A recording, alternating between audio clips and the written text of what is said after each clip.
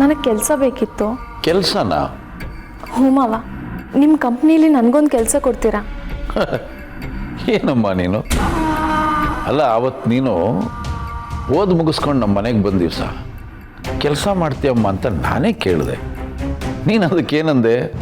ಇಲ್ಲ ಮಾವ, ನಾನು ಮದುವೆ ಮಾಡ್ಕೋತೀನಿ, ಗಂಡ ಮನೆ ಮಕ್ಕಳು ಅಂತ ಸೆಟ್ಲ್ ಆಗ್ತೀನಿ ಅಂತ ಹೇಳಿದೆ. ಇವತ್ತೇನು ಇದ್ದಕ್ಕಿದ್ದಾಗೆ? ಹಾಂ, ಆಗೇನೋ ಹಾಗೆ ಹೇಳಿದ್ದೆ. ಆದರೆ ಈಗ ಸುಶಾಂತ್ ಮನೇಲಿಲ್ವಲ್ಲ. ಅಂದರೆ ನೀವು ಅವನಿಗೆಲ್ಲ ರೆಸ್ಪಾನ್ಸಿಬಿಲಿಟೀಸ್ ಕೊಟ್ಟು ಆರಾಮಾಗಿರೋಣ ಅಂತ ಅಂದ್ಕೊಂಡಿದ್ರಿ. ನಿಮಗೂ ಹೊರೆ ಆಗ್ತಿದೆ. ಅದಕ್ಕೆ ನಾನು ನಿಮ್ಮ ಕಂಪ್ನಿಲಿ ಕೆಲಸ ಸೇರಿಕೊಂಡ್ರೆ ನಿಮಗೂ ಸಹಾಯ ಆಗುತ್ತಲ್ಲ ಅಂತ ಅಂದ್ಕೊಂಡೆ. ಪ್ಲೀಸ್ ಮಾವ, ಇಲ್ಲ ಅಂತ ಅನ್ಬೇಡಿ. ಸುಶಾಂತ್ ಮನೆಯಿಂದ ಆಚೆ ಹೋದಾಗ್ಲಿಂದ ನನಗೂ ತುಂಬ ನೋವಾಗಿದೆ. ಕೆಲಸ ಮಾಡ್ತಾ ಮಾಡ್ತಾ ಎಲ್ಲ ಮರಿತೀನಿ. ಪಾಪ ದಿಶಾ ಸುಶಾಂತ್ನ ಎಷ್ಟು ಹಚ್ಕೊಂಡಿದ್ದಾಳೆ. ಜೊತೆಗೆ ಮಾವಂಗೆ ಸಹಾಯ ಮಾಡ್ಬೇಕನ್ನೋ ದೊಡ್ಡ ಮನಸ್ಸು ಇದೆಯಲ್ಲ ಈ ಹುಡುಗಿಗೆ. ಆಯಿತು, ನಾಳೆಯಿಂದ ನೀನು ನನ್ನ ಜೊತೆಲಿ ಆಫೀಸಿಗೆ ಬಾ. ಥ್ಯಾಂಕ್ ಯು ಮಾವ. ಹೋಗಿ ಮಲ್ಕೊ.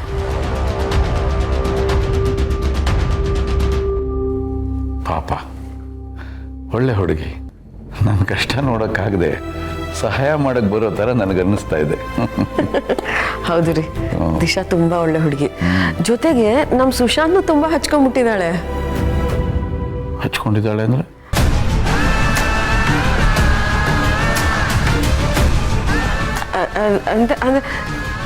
ರೀ, ನಿಮಗೆ ನಮ್ಮ ದಿಶನ್ ಬಗ್ಗೆ ಏನು ಅನ್ಸುತ್ತೆ?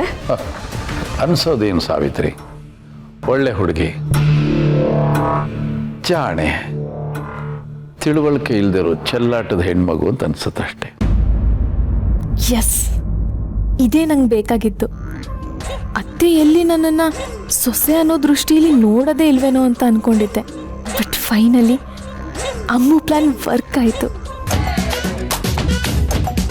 ಏನು ಹೇಳಿದೆ? ಆರಾಧನೆ ಸಿಸ್ಟರ್ ನಾಚ್ಕೊಂಡು ಹೋದ್ರು?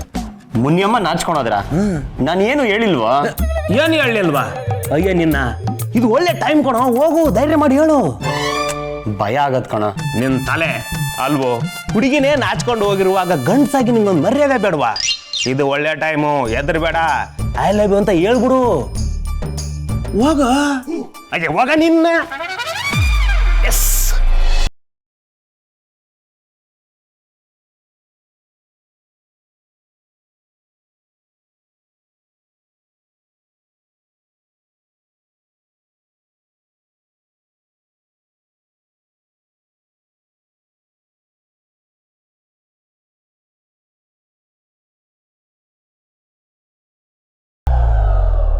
ನನ್ನನ್ನ ಹೋಗು ಅಂತ ಹೇಳ್ಬಿಟ್ಟು ನನ್ನನ್ನ ಯಾಕೆ ಹುಡ್ಕೊಂಡ್ ಬಂದ್ರಿ? ಏನ್ ವಿಷಯ? ಇದನ್ನ ತಾನೇ ಕೇಳ್ಬೇಕಂತ ಅನ್ಕೊಂಡ್ರಿ. ನೋಡಿ, ನನ್ನ ರೇಗ್ಸ್ಕೊಂಡ್ ಬರ್ಬೇಡಿ ನೀವು. ನನ್ನ ಹತ್ರ ಕಾಲಕ್ಕೆ ಒಂದು ಜಗಳ ಮಾಡಿಲ್ಲ ಅಂದ್ರೆ ನಿಮ್ ತಿಂದ ಅರ್ಗಲ್ಲ ಅಲ್ಲ.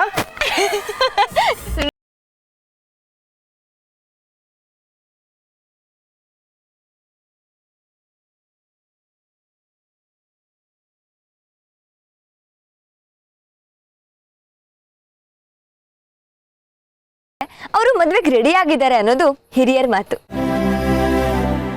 ಹಾಗೆ ಹುಡುಗ ಹುಡುಗಿ ಮನ್ಸನ್ನ ಅರ್ಥ ಮಾಡ್ಕೊಂಡ್ರೆ ಅವನು ಮದ್ವೆ ಆಗೋದಕ್ಕೆ ಲಾಯಕ್ಕು ಅಂತ. ನೀವು ಮದ್ವೆಗೆ ರೆಡಿನ ಆಗಿದ್ರೆ?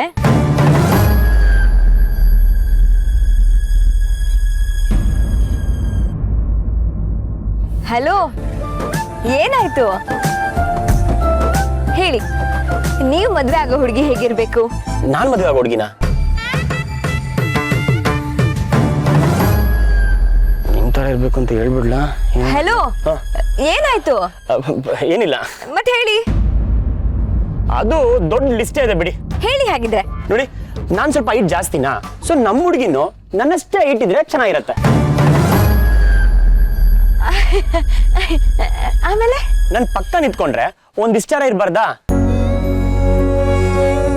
ಕೊಳ್ಳಿ ಗಿಳ್ಳಿ ಎಲ್ಲ ಸರಿ ಹೋಗಲ್ಲ. ಹೈಟ್ ಕರೆಕ್ಟ್ ಆಗಿದ್ರೆ ಈಡು ಜೋಡು ಕರೆಕ್ಟ್ ಆಗಿರೋದು. ಹೈಟ್ ಇರ್ಬೇಕಾ? ಹೈಟು ನಿಮ್ ತಲೆ. ಅಷ್ಟು ಗೊತ್ತಾಗಲ್ವಲ್ರಿ ನಿಮ್ಗೆ?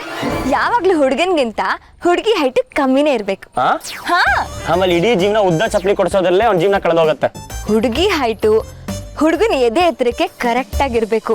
ಚೂರು ರೊಮ್ಯಾಂಟಿಕ್ ಸೆನ್ಸೇ ಇಲ್ಲ ಕಣ್ರಿ ನಿಮ್ಗೆ. ಮುಂದಕ್ಕೆ ಹೇಳಿ. ಇನ್ನೇನಿದೆ?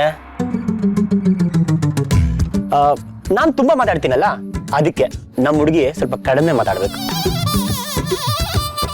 ಅವರು ಅಪರೂಪಕ್ಕೆ ಮಾತಾಡಿದ್ರೆ ಸಾಕು. ಓಹೋ, ಯಾಕೋ? ಅಲ್ಲ, ನೀವು ಒಟ ಅಂತಿರುವಾಗ ಅವಳು ಮೌನ ವ್ರತ ಮಾಡಿದ್ರೆ ಏನ್ರಿ ಚೆನ್ನಾಗಿರುತ್ತೆ? ಮಾತಾಡೋ ಹುಡುಗನ್ಗೆ ಅವನಷ್ಟೇ ಜಾಸ್ತಿ ಮಾತಾಡೋ ಹುಡುಗಿನೇ ಸೂಟ್ ಆಗೋದು. ಇಬ್ರು ಹಾಯಾಗಿ ಮಾತಾಡ್ಕೊಂಡು ಜೀವನ ಕಳಿಬಹುದು. ಹಂಗಂತೀರಾ? ಹಾ, ನೆಕ್ಸ್ಟ್ ಇದು ಬಹಳ ಇಂಪಾರ್ಟೆಂಟ್ ಅಪ್ಪ. ಹೇಳಿ. ನಾನ್ ದೊಡ್ಡ ಕಂಪ್ನಿ ಕೆಲಸ ಮಾಡ್ತೀನ, ಅವಳು ಆಚೆ ಕೆಲಸ ಮಾಡಿದ್ರೆ ಏನ್ ಚೆನ್ನಾಗಿರುತ್ತೆ. ನಾನು ಇಡೀ ದಿನ ಕೆಲಸ ಮಾಡ್ಕೊಂಡು ಸುಸ್ತಾಗಿ ಮನೆಗೆ ಹೋದಾಗ ಅವಳು ನನಗೋಸ್ಕರ ಕಾಯ್ಕೊಂಡಿದ್ರೆ ಎಷ್ಟು ಚೆನ್ನಾಗಿರುತ್ತೆ. ಅದಕ್ಕೆ ನನಗೆ ಒಂದು ಹೌಸ್ ವೈಫ್ ಬೇಕು. ನೀವು ಗಂಡಸ್ರೆಲ್ಲ ಒಂದೇ ಅಲ್ವಾ? ನಿಮ್ ಹೆಂಡತಿ ಆಚೆ ಹೋಗಿ ಕೆಲಸ ಮಾಡೋದನ್ನ ಒಂಚೂರು ಸಹಿಸಲ್ಲ. ಇದು ಸರಿ ಇಲ್ಲ ರಾಜ್. ಪಾಪ ನಿಮ್ ಹುಡುಗಿಗೂ ಕನ್ಸಿರ್ಬೋದಲ್ವೇನ್ರಿ? ಗಂಡನ ಜೊತೆ ನಾನು ದುಡಿಬೇಕು ಅದು ಇದು ಅಂತ. ಟಿಪಿಕಲ್ ಗಂಡಸ್ರು ಬುದ್ಧಿ ಬಿಟ್ಟು ಲಕ್ಷಣವಾಗಿ ಹೊರಗಡೆನೂ ಕೆಲಸ ಮಾಡೋ, ಮನೆ ಒಳಗೂ ಅಡ್ಗೆ ಬೇಸಾಕೋ ಹುಡುಗಿನ ಮದ್ವೆ ಆಗಿ. ಅಂತ ಹುಡುಗಿ ಸಿಗ್ತಾರಾ? ಸಿಗದೆ ಇನ್ನೇನ್ ಮತ್ತೆ? ಈಗ ನನ್ನೇ ನೋಡಿ, ನಾನು ಹೊರಗಡೆನೂ ಕೆಲಸ ಮಾಡಲ್ವಾ, ಹಾಗಂತ ಮನೆಗೆ ಬಂದಿದ ತಕ್ಷಣ ಸುಮ್ಮನೆ ಕೂರ್ತೀನ?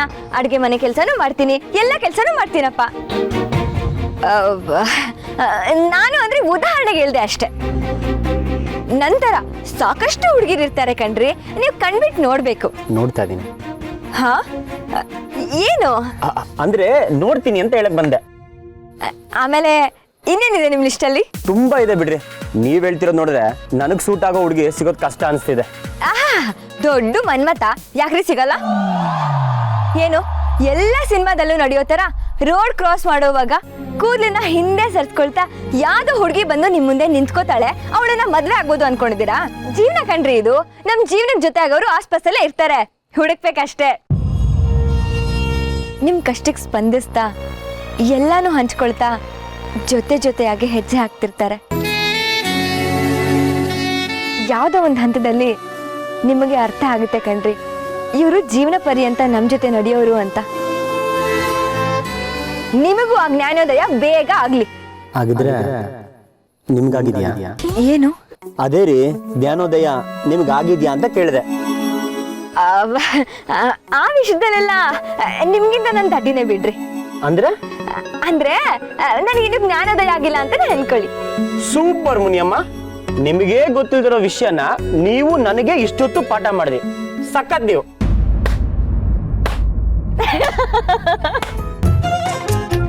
ಓಹೋ, ಏನ್ ಸಾಹೇಬ್ರ ಫುಲ್ ಮಿಂಚಿಂಗ್ ಹೊಡ್ತಿದೀವಲ್ಲ ಅದಕ್ಕೆ. ಹಾ, ನೋಡೋ, ಇವತ್ತಾದ್ರೂ ಆರಾಧನವ್ರ ಹತ್ರ ನಿನ್ನ ವಿಷಯ ಹೇಳ್ಕೋ. ಖಂಡಿತ ಹೇಳೇ ಹೇಳ್ತೀನಿ. ಖಾತೆ ಹೊಡಿಬೇಡ.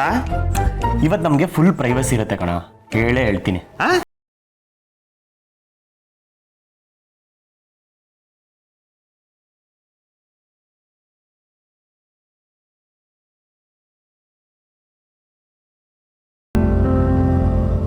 ದೇವ್ರೆ, ಎಲ್ಲ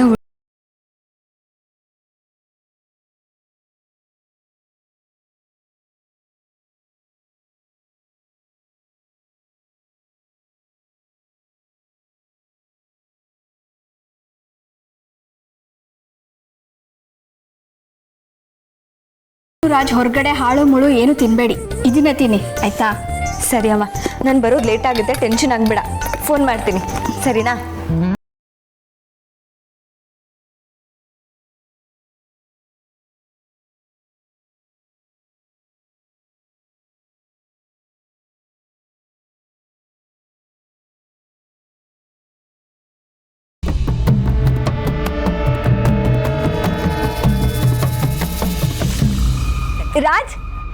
ರಾಜ್,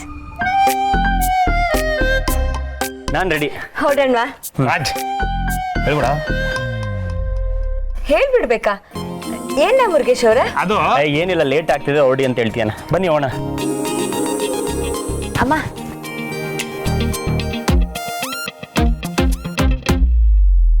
ಬೆಳಗ್ಗೆ ಏನೋ ಒಂಥರ ಸಂಭ್ರಮ.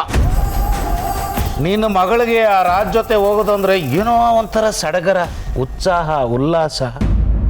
ಅವ್ರು ಒಂದು ಒಳ್ಳೆ ಕೆಲ್ಸಕ್ಕೆ ಹೋಗ್ತಿದ್ದಾರೆ ರೀ. ಯಾಕ್ರಿ ಈ ಥರ ಎಲ್ಲ ಮಾತಾಡ್ತೀರಾ? ಒಳ್ಳೆ ಮಾತುಗಳು ಬರದೇ ಇಲ್ವಾ ನಿಮ್ಮ ಬಾಯಲ್ಲಿ?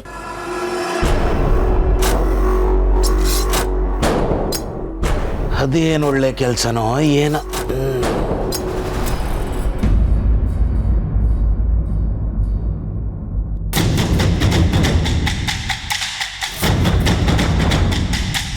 ಅಯ್ಯಯ್ಯೋ, ಯಾಕೆ ಹೀಗಾಯ್ತು ದೇವ್ರೆ? ಆರಾಧನಾ ರಾಜ್ಗೆ ಏನು ತೊಂದರೆ ಆಗ್ತಿರ್ಲಪ್ಪ. ಸಾವಿತ್ರಿ, ಸಾವಿತ್ರಿ. ಬಂದೆ ರೀ, ಬಂದೆ. ಫೈಲ್ ತಗೊಳ್ರಿ. ರೀ, ಮಧ್ಯಾಹ್ನ ಊಟಕ್ಕೆ ಮನೆಗೆ ಬರ್ತೀರಲ್ವಾ? ಅಯ್ಯೋ, ಖಂಡಿತ ಆಗೋದಿಲ್ಲ ಸಾವಿತ್ರಿ. ನನಗೆ ಇಂಪಾರ್ಟೆಂಟ್ ಮೀಟಿಂಗ್ ಇದೆ ಇವತ್ತು. ಜೊತೆಯಲ್ಲಿ ಆಫೀಸ್ ತುಂಬ ಸಿಕ್ಕಾಪಟ್ಟೆ ಕೆಲಸಗಳಿದೆ. ಆ ಮೂರ್ತಿನ ಇನ್ನೊಂದು ಕಡೆ ಮೀಟಿಂಗ್ ಕಳಿಸಿದ್ದೀನಿ. ವರ್ಕ್ ಲೋಡ್ ಎಷ್ಟಿದೆ ಅಂದರೆ ತಲೆ ಸಿಡ್ದೋಗ್ತಾ ಇದೆ ನನಗೆ.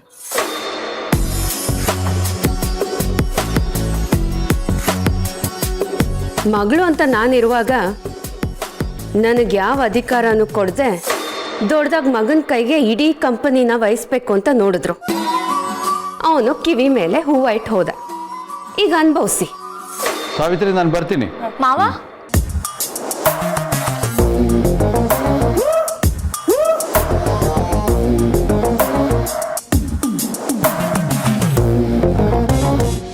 ಪರವಾಗಿಲ್ವೇ? ಆಫೀಸ್ಗೆ ಹೊರಟಿದ್ಯಾ? ಈ ಔಟ್ಫಿಟಲ್ಲಿ ತುಂಬ ಚೆನ್ನಾಗಿ ಕಾಣಿಸ್ತಾ ಇದೆಯಾ. Thank you. ಪಾಪ ಕೆಲಸನೇ ಮಾಡಲ್ಲ, ಆರಾಮಾಗಿರ್ತೀನಿ ಅಂತ ಹೇಳ್ತಾ ಇದ್ಲು. ಆದ್ರೆ ಈಗ ಇವ್ರಿಗೆ ಹೊರೆ ಆಗುತ್ತೆ ಅಂತ ಇವಳು ಕೆಲ್ಸಕ್ಕೆ ಹೊರಟಿದ್ದಾಳೆ. ಹೋಗ್ಬೇಕಂದ, ಒಳ್ಳೇದಾಗ್ಲಿ. ಆದರೆ ಮಾವಂಗೆ ನಾನು ಆಫೀಸಿಗೆ ಬರೋದು ಇಷ್ಟ ಇಲ್ಲ ಅನ್ಸುತ್ತೆ. ನನಗೆ ಬಿಟ್ಟು ಹೋಗ್ತಿದ್ದಾರೆ. ಹಾಗೇನಿಲ್ಲಮ್ಮ, ನೀನು ರಾತ್ರಿ ಆಫೀಸಿಗೆ ಬರ್ತೀನಿ ಅಂತ ಹೇಳಿದಾಗ ಎಲ್ಲ ತಮಾಷೆಗೆ ಹೇಳ್ತೀಯ ಅಂತ ಅಂದ್ಕೊಂಡಿದ್ದೆ.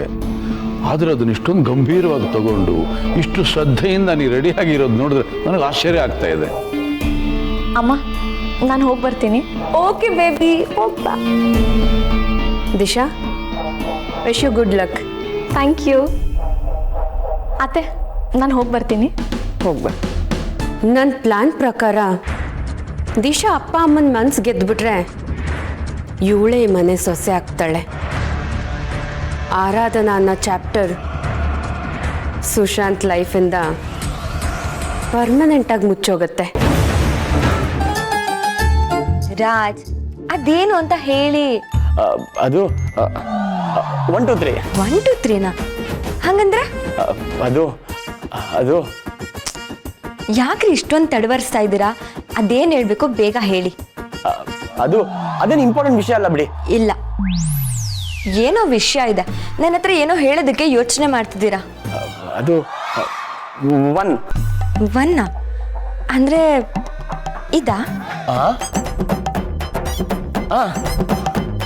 ಅಯ್ಯೋ ಕರ್ಮ, ಹೋಗ್ರಿ ಮತ್ತೆ ಬೇಗ.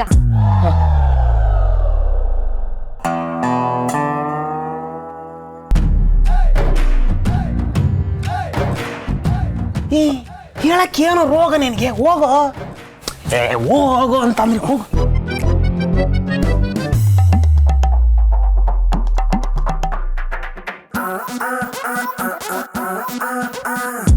ಏನ್ರಿ ಇದು, ಇಷ್ಟು ಬೇಗ ಆಗೋಯ್ತಾ? ಚಿಚಿ, ಏನ್ರಿ ಇದು? ಇದೆಲ್ಲ ಕೇಳೋ ಪ್ರಶ್ನೆನಾ? ಸುಮ್ಮನೆ ಹೋಗ್ರಿ. ಓಹೋ, ನೀವ್ 1 ಅಂತ ಹೇಳ್ಬೋದು, ನಾನು ಆಗೋಯ್ತಾ ಅಂತ ಕೇಳಿದ್ರೆ ದೊಡ್ಡ ತಪ್ಪಾ? ತಪ್ಪಲ್ಲ, ನೀವ್ ಯಾವತ್ತೂ ಕರೆಕ್ಟ್ ಅಂಡ್ ಪರ್ಫೆಕ್ಟ್. ಏನ್ರಿ ಆಗಿದೆ ನಿಮ್ಗೆ? ಏನೇನೋ ಮಾತಾಡ್ತಾ ಇದ್ದೀರಾ. ಅಯ್ಯೋ, ಇವ್ರಿಗೆ ಕಣ್ಮುಂದೆ ನಿಂತ್ಕೊಂಡು ಹೇಳಿ ಹೇಳಿ ಅಂತ ಹೇಳಿದ್ರೆ ನನಗೆ ಮಾತಾದ್ರೂ ಎಲ್ಲಿಂದ ಬರುತ್ತೆ? ರೀ, ಹೋಗ್ರಿ ನೀವು ಫಸ್ಟ್ ಇಲ್ಲಿಂದ ಹೋಗಿ. ಏನು, ನಾನು ಹೋಗ್ಬೇಕಾ? ನನ್ನೇನೆ ಹೋಗು ಅಂತ ಹೇಳ್ತಾ ಇದ್ದೀರಾ? ಹೌದು, ನೀವು ಎದುರುಗಡೆ ನಿಂತ್ಕೊಂಡು ನಮ್ಮ ಮಿಸ್ ತರ ಮಾತಾಡೋ ಅಂತ ಎದುರಿಸ್ತಿದ್ರೆ ನಂಗೆ ಭಯ ಆಗತ್ತೆ. ನೀವು ಹೋಗ್ರಿ. ನಾನು ನಿಮ್ಮನ್ನ ಭಯ ಪಡಿಸ್ತೀನ? ನಿಮ್ದು ಭಯ ಪಡೋ ಮುಖನಾ? ಸುಮ್ಮನೆ ಏನೇನೋ ಮಾತಾಡ್ಬೇಡಿ. ಹೀಗೆಲ್ಲ ಹೋಗು ಅಂತ ಹೇಳಿದ್ರೆ ಹೊಟ್ಟೋಗ್ತೀನಿ ಅಷ್ಟೇ. ಅಯ್ಯೋ, ಅದು ಹಾಗಲ್ಲ ರೀ. ನಾನು ಹೋಗ್ತೀನಿ ಅಷ್ಟೇ.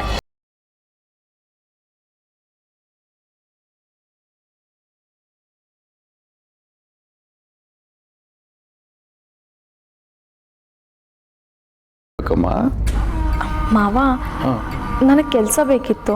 ಕೆಲಸನ? ಹ್ಞೂ ಮಾವ, ನಿಮ್ಮ ಕಂಪ್ನೀಲಿ ನನಗೊಂದು ಕೆಲಸ ಕೊಡ್ತೀರಾ? ಏನಮ್ಮ ನೀನು? ಅಲ್ಲ, ಅವತ್ತು ನೀನು ಓದ್ ಮುಗಿಸ್ಕೊಂಡು ನಮ್ಮ ಮನೆಗೆ ಬಂದ ದಿವಸ ಕೆಲಸ ಮಾಡ್ತೀಯಮ್ಮ ಅಂತ ನಾನೇ ಕೇಳಿದೆ. ನೀನು ಅದಕ್ಕೇನಂದೆ? ಇಲ್ಲ ಮಾವ, ನಾನು ಮದುವೆ ಮಾಡ್ಕೋತೀನಿ, ಗಂಡ ಮನೆ ಮಕ್ಕಳು ಅಂತ ಸೆಟ್ಲ್ ಆಗ್ತೀನಿ ಅಂತ ಹೇಳಿದೆ. ಇವತ್ತೇನು ಇದ್ದಕ್ಕಿದ್ದ ಹಾಗೆ? ಹಾಂ, ಆಗೇನೋ ಹಾಗೆ ಹೇಳಿದ್ದೆ. ಆದರೆ ಈಗ ಸುಶಾಂತ್ ಮನೇಲಿಲ್ವಲ್ಲ. ಅಂದರೆ ನೀವು ಅವನಿಗೆಲ್ಲ ರೆಸ್ಪಾನ್ಸಿಬಿಲಿಟೀಸ್ ಕೊಟ್ಟು ಆರಾಮಾಗಿರೋಣ ಅಂತ ಅಂದ್ಕೊಂಡಿದ್ರಿ. ನಿಮಗೂ ಹೊರೆ ಆಗ್ತಿದೆ. ಅದಕ್ಕೆ ನಾನು ನಿಮ್ಮ ಕಂಪ್ನಿಲಿ ಕೆಲಸ ಸೇರಿಕೊಂಡ್ರೆ ನಿಮಗೂ ಸಹಾಯ ಆಗುತ್ತಲ್ಲ ಅಂತ ಅಂದ್ಕೊಂಡೆ. ಪ್ಲೀಸ್ ಮಾವ, ಇಲ್ಲ ಅಂತ ಅನ್ಬೇಡಿ. ಸುಶಾಂತ್ ಮನೆಯಿಂದ ಆಚೆ ಹೋದಾಗ್ಲಿಂದ ನನಗೂ ತುಂಬ ನೋವಾಗಿದೆ. ಕೆಲಸ ಮಾಡ್ತಾ ಮಾಡ್ತಾ ಎಲ್ಲ ಮರಿತೀನಿ. ಪಾಪ ದಿಶಾ ಸುಶಾಂತ್ನ ಎಷ್ಟು ಹಚ್ಕೊಂಡಿದ್ದಾಳೆ. ಜೊತೆಗೆ ಮಾವಂಗೆ ಸಹಾಯ ಮಾಡ್ಬೇಕನ್ನೋ ದೊಡ್ಡ ಮನಸ್ಸು ಇದೆಯಲ್ಲ ಈ ಹುಡುಗಿಗೆ.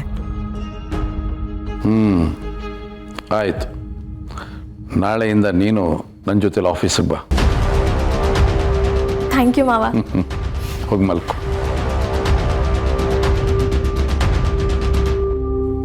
ಪಾಪ, ಒಳ್ಳೆ ಹುಡುಗಿ. ನನ್ನ ಕಷ್ಟ ನೋಡೋಕ್ಕಾಗದೆ ಸಹಾಯ ಮಾಡಕ್ಕೆ ಬರೋ ಥರ ನನಗನ್ನಿಸ್ತಾ ಇದೆ. ಹೌದು ರೀ, ದಿಶಾ ತುಂಬಾ ಒಳ್ಳೆ ಹುಡುಗಿ.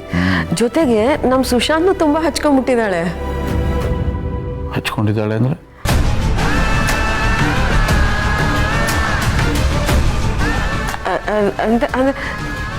ರೀ, ನಿಮಗೆ ನಮ್ಮ ದಿಶನ್ ಬಗ್ಗೆ ಏನು ಅನ್ಸುತ್ತೆ? ಅನ್ಸೋದೇನು ಸಾವಿತ್ರಿ, ಒಳ್ಳೆ ಹುಡುಗಿ, ಜಾಣೆ, ತಿಳುವಳಿಕೆ ಇಲ್ದಿರೋ ಚೆಲ್ಲಾಟದ ಹೆಣ್ಮಗು ಅಂತ ಅನ್ಸುತ್ತೆ ಅಷ್ಟೇ. ಎಸ್, ಇದೇ ನಂಗೆ ಬೇಕಾಗಿತ್ತು. ಅತ್ತೆ ಎಲ್ಲಿ ನನ್ನನ್ನು ಸೊಸೆ ಅನ್ನೋ ದೃಷ್ಟಿಯಲ್ಲಿ ನೋಡೋದೇ ಇಲ್ವೇನೋ ಅಂತ ಅಂದ್ಕೊಂಡಿದ್ದೆ. But finally Ammu plan work ಆಯಿತು. ಏನು ಹೇಳಿದೆ? ಆರಾಧನೆ ಸಿಸ್ಟರ್ ನಾಚ್ಕೊಂಡು ಹೋದ್ರು, ಮುನಿಯಮ್ಮ ನಾಚ್ಕೊಂಡೋದ್ರ? ನಾನು ಏನು ಹೇಳಿಲ್ವಾ? ಏನು ಹೇಳಿಲ್ವಾ? ಅಯ್ಯ ನಿನ್ನ, ಇದು ಒಳ್ಳೆ ಟೈಮ್ ಕಣೋ, ಹೋಗು, ಧೈರ್ಯ ಮಾಡಿ ಹೇಳು. ಭಯ ಆಗತ್ ಕಣ. ನಿನ್ ತಲೆ ಅಲ್ವೋ? ಹುಡುಗಿನೇ ನಾಚ್ಕೊಂಡು ಹೋಗಿರುವಾಗ ಗಂಡ್ಸಾಗಿ ನಿಂಗೊಂದು ಮರ್ಯಾದೆ ಬೇಡವಾ? ಇದು ಒಳ್ಳೆ ಟೈಮು, ಹೆದರ್ಬೇಡ, ಐ ಲವ್ ಯು ಅಂತ ಹೇಳ್ಬಿಡು. ಹೋಗ ಅಯ್ಯ, ಹೋಗ ನಿನ್ನ.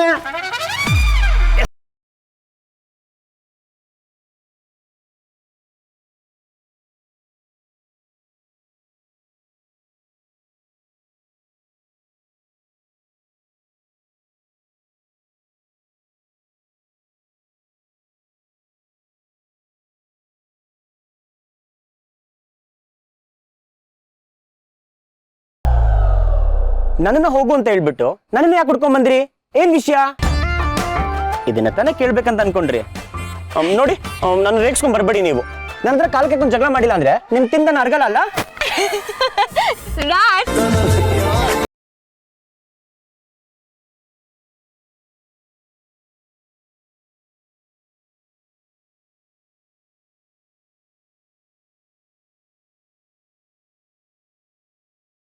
ಅವರು ಮದ್ವೆಗೆ ರೆಡಿ ಆಗಿದ್ದಾರೆ ಅನ್ನೋದು ಹಿರಿಯರ ಮಾತು. ಹಾಗೆ ಹುಡುಗ ಹುಡುಗಿ ಮನ್ಸನ್ನ ಅರ್ಥ ಮಾಡ್ಕೊಂಡ್ರೆ ಅವನು ಮದ್ವೆ ಆಗೋದಕ್ಕೆ ಲಾಯಕ್ಕು ಅಂತ. ನೀವು ಮದ್ವೆಗೆ ರೆಡಿನೇ ಆಗಿದ್ರೆ